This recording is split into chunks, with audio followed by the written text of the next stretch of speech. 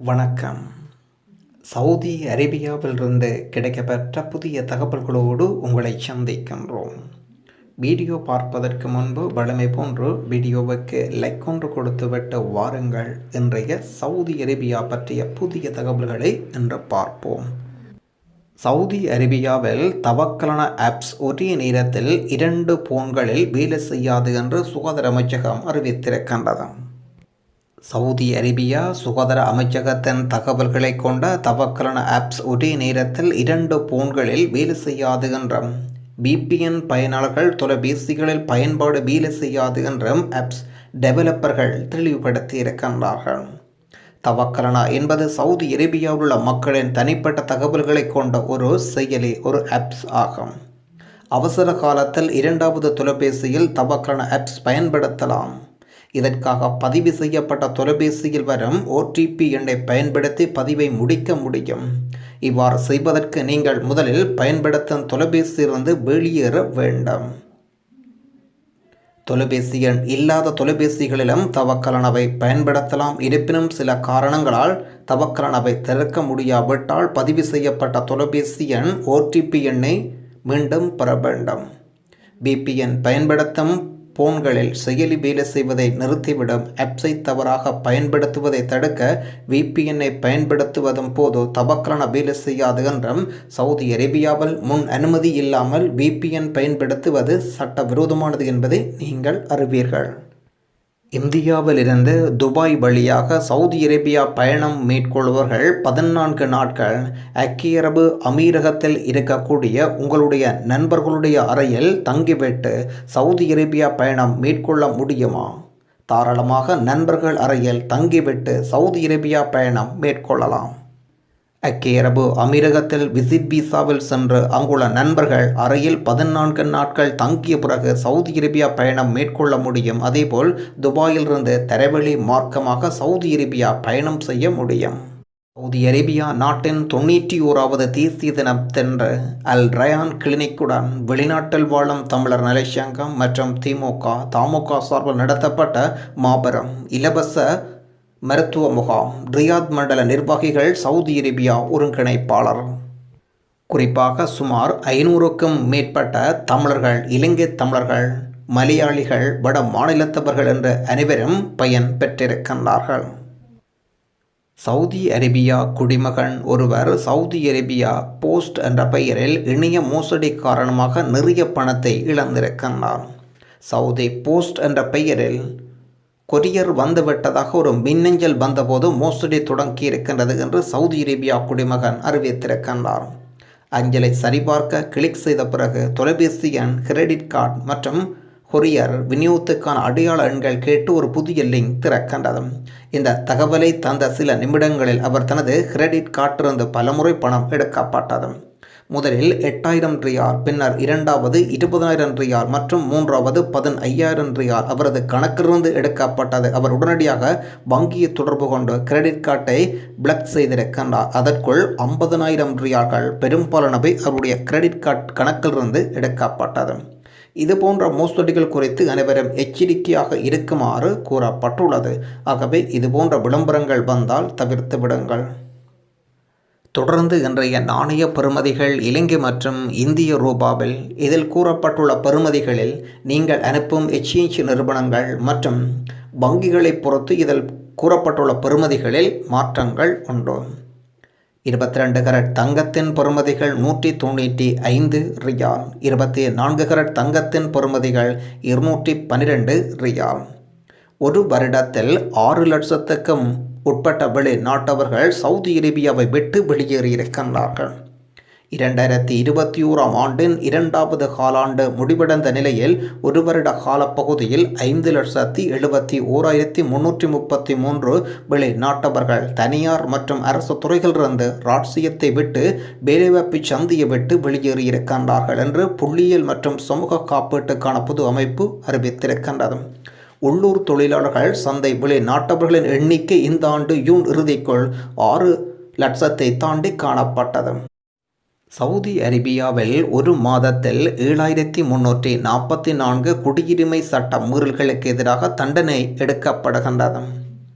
Saudi அரேபியாவின் பாஸ்போர்ட்டுகளின் பொது இயக்குநரகம் யவசத் கடந்த மாதம் குடியிருப்பு மற்றும் தொழிலாளர் விதிமுறைகள் மீறுபவர்களுக்கு எதிராக தண்ட நடவடிக்கை உள்ளடக்கிய 7344 நிர்வாக முடிவுகளை எடுத்திருக்கின்றார்கள். குடியுரிமை அனுமதி, வேலை, எல்லை பாதுகாப்பு தொடர்பான விதிமுறைகள் மீறியதற்காக குடிமக்கள் மற்றும் குடியிருப்பவர்களுக்கு எதிராக ராட்சியத்தின் பல்வேறு பகுதிகளுள்ள யவசத் கிளை அலுவலகங்களில் உள்ள நிர்வாக குழுக்களால் முடிவுகள் எடுக்கப்பட்டன. சிறை மற்றும் அபராதம், நாடு கடத்தல் வரை அபராதம் விதிக்கப்படுகின்றது. குடிமக்கள், குடியிருப்பாளர்கள், நிறுவனங்களின் உரிமையாளர்கள் உட்பட குடியிருப்பு, வேலை மற்றும் எல்லை பாதுகாப்பு விதிமுறைகள் மீறுபவர்களுக்கு போக்குவரத்து, வேலைவாய்ப்பு அல்லது தங்குமிடம் வழங்கக்கூடாது என்று யவசத் மீண்டும் நினைவூட்ட விரும்புகின்றது. சட்டவிரோத குடியிருப்பாளர்கள் மறைக்கவோ அவர்களுக்கு உதவி செய்யவோ, வேலைகள், வீட்டு வசதி என்று போக்குவரத்து ஆகியவற்றை கண்டறியவர்களுக்கு எந்தவிதமான உதவிகளையும் வழங்கக்கூடாது.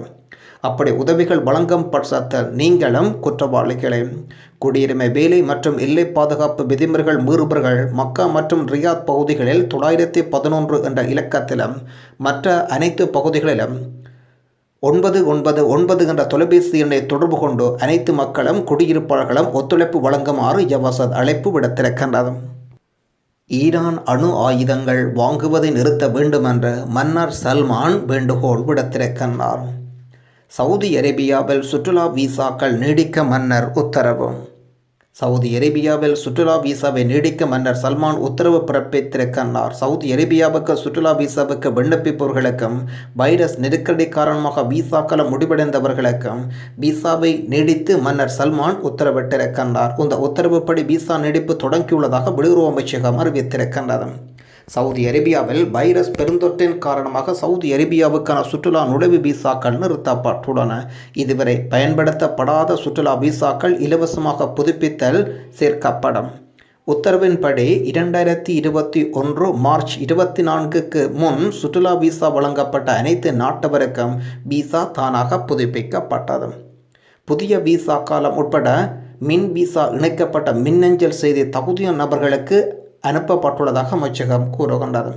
முன்னதாக காலபதியான வருகை வீசாக்கள், இகாமா, மறுநுழைவு ஆகியவற்றை இலவசமாக புதுப்பிக்க மன்னர் சல்மான் உத்தரவுகளை வழங்கியிருந்தார். இதன்படி வெளிநாட்டவர்களின் இகாமா காலம் கடந்த நாட்களிலிருந்து நவம்பர் 30 வரை புதுப்பிக்கப்பட்டுள்ளது. சவுதி அரேபியாவிலிருந்து வெளிநாடு செல்வோருக்கான மறுநுழைவு வீசாக்கள் வெளியேறும் வீசாக்களாக மாற்ற முடியாது. சவுதி அரேபியாவிலிருந்து விடுமுறையில் சென்றவர்கள் மறுநுழைவு வீசாக்கள் வெளியேறும் வீசாக்களாக மாற்ற முடியாது என்று சவுதி அரேபியா யவசத் பிரிவு அறிவித்திருக்கின்றது. எக்ஸிட் ரீஎன்ட்ரி வீசாவில் வீட்டுக்கு செல்பவர்கள் காலக்கெடுவுக்குள் திரும்ப வேண்டும். மாறாக வீசா காலாவதியாகும் முன் ஒரு ஸ்பான்சரின் உதவியுடன் நீடிக்கப்படலாம். அவ்வாறு செய்ய தவறினால் வீசா காலாவதியாகும் போது 3 வருட பயணத்தடை விதிக்கப்படும். அதே ஸ்பான்சரின் கீழ் புதிய வீசா கீழ் வருவதில் எந்த பிரச்சனையும் இருக்காது. சவுதி அரேபியாவின் ஈசானில் பெரிய போதைப்பொருள் இருப்பு கைப்பற்றப்பட்டது. சவுதி அரேபியாவின் ஈசானில் ஒரு பெரிய போதைப்பொருள் கைப்பற்றப்பட்டதாகவும் இதனை உள்துறை அமைச்சகம் அறிவித்திருக்கின்றது. குறிப்பாக 196 கிலோகிராம் போதைப்பொருள் பிடிபட்டிருக்கின்றது.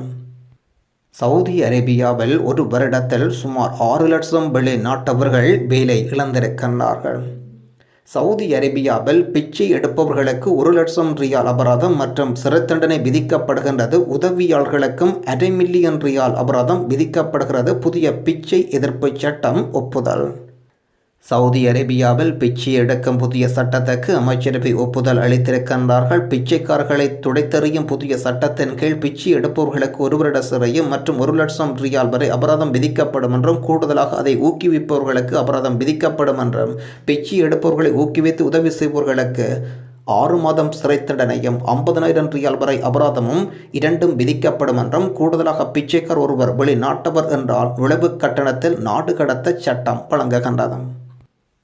சவுதி அரேபியாவில் இருக்கும் இலங்கை தூதரகத்தின் விசேட அறிவித்தல். இலங்கை தூதுவராலய நடமாடும் கன்சூலர் சேவை வருகின்ற 10ஆம் மாதம் 1ஆம் திகதி 2021 வெள்ளிக்கிழமை காலை 9 மணி தொடக்கம் மாலை 3:30 மணி வரை யுனிஃபைட் விசா அப்ளிகேஷன் நிலையம், 2ஆம் மாடி அல் கதிரி நிலையம், அல் ராகா, அல் ஹோபர் 34,226 நடத்தப்படுவதற்கான ஏற்பாடுகள் மேற்கொள்ளப்பட்டுள்ளன.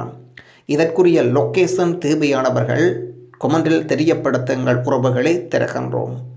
சவுதி அரேபியாவில் தற்சமயம் நிலவுகின்ற வைரஸ் தொற்று நிலைமைகளை கருத்தில் கொண்டு இந்த நிகழ்வானது சவுதி அரேபியா அரசாங்கத்தினால் விதிக்கப்பட்டுள்ள சுகாதார விதிமுறைகளுக்கு அமைவாக இடம்பெறுவதோடு நுழைவாயிலில் தவக்கலனா பரிசோதிக்கப்படும் என்பதையும் கருத்தில் கொள்ள வேண்டும். மேலதிக தகவல்கள் கென்சூலர் பகுதி பிரதானி திரு MH அமீர் அவர்களின் தொலைபேசி இலக்கம் 0591830425 அவர்களை தொடர்பு கொள்ளுங்கள். அல்லது நேரடியாக அங்கு செல்ல இருக்கும் நண்பர்களாக இருந்தால் கொமெண்டில் தெரியப்படுத்துங்கள். அந்த கூகுள் இணைப்பு லொக்கேஷன் முகவரியை தருகின்றோம். தொடர்ந்து இன்றைய வைரஸ் தொற்று தொடர்பான நிலவரங்கள். சவுதி அரேபியாவில் 57 பேருக்கு வைரஸ் தொற்று, 5 நபர்கள் சிகிச்சை பலனின்றி உயிரிழந்திருக்கின்றார்கள். 2325 நபர்கள் தற்சமயம் சிகிச்சையில் இருக்கின்றார்கள். வைரஸினால் பாதிப்படைந்த நபர்களின் மொத்த எண்ணிக்கை 5,46,792 நபர்கள் ஆகும். வேலை வாய்ப்பு பற்றிய அறிவித்தல். வீட்டு டிரைவர் தேவை ஹவாலா மாற்றிக் கொள்ளப்படும். 2000 ரியால் சம்பளம். Saudi Arabia Riyadh exit 9. விருப்பம் உள்ள ஆட்கள் தொடர்பு கொள்ளுங்கள். 0531536299 சவுதி அரேபியாவில் இருப்பவர்களுக்கு மட்டும். இலங்கையின் இன்றைய வைரஸ் தொற்று தொடர்பான நிலவரங்கள். இலங்கையில் கடந்த 24 மணி நேரத்தில் 72 நபர்கள் வைரஸ் பெருந்தொற்றின் காரணமாக உயிரிழந்திருக்கின்றார்கள். இலங்கையில் கடந்த 24 மணி நேரத்தில் 918 நபர்களுக்கு வைரஸ் பெருந்தொற்று. நன்றி. மீண்டும் இன்னும் ஒரு சவுதி அரேபியா பற்றிய புதிய தகவல்களோடு உங்களை சந்திப்போம்.